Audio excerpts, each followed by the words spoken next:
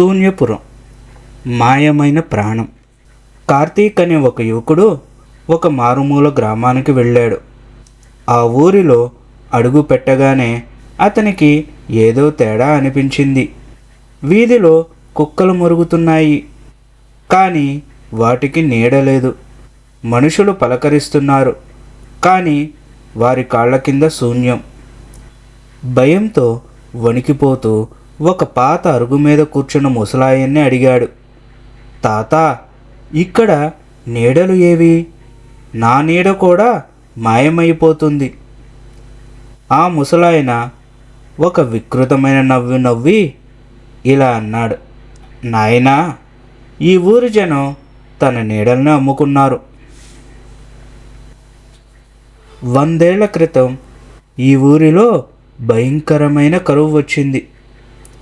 జనం ఆకలితో చనిపోతుంటే ఒక మాంత్రికుడు వచ్చాడు. మీ ప్రాణానికి బదులుగా మీ నీడల్ని నాకు ఇచ్చేయండి, ఈ ఊరిని బంగారుమయం చేస్తాను అని అన్నాడు. జనం ఆశతో ఒప్పుకున్నారు. నీడలు వెళ్ళిపోయాయి, బంగారం వచ్చింది. కానీ మాంత్రికుడు ఒక శాపం ఇచ్చారు. ఈ ఊరి పొలిమేర దాటి ఎవ్వరూ వెళ్ళకూడదు. వెళ్తే వారి శరీరం గాలిలో కలిసిపోతుంది, కేవలం నీడ మాత్రమే మిగులుతుంది.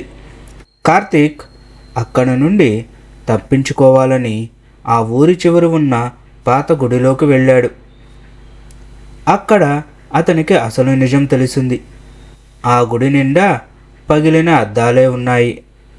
కార్తీక్ ఒక అద్దం ముందు నిలబడ్డాడు. కానీ అద్దంలో ఉన్న అతని ప్రతిబింబం అతడితో పాటు కదలడం లేదు. అది అద్దం లోపల నుండి బయటికి రావడానికి ప్రయత్నిస్తుంది. అప్పుడే ఆ ముసలాయన అక్కడ ప్రత్యక్షమయ్యాడు.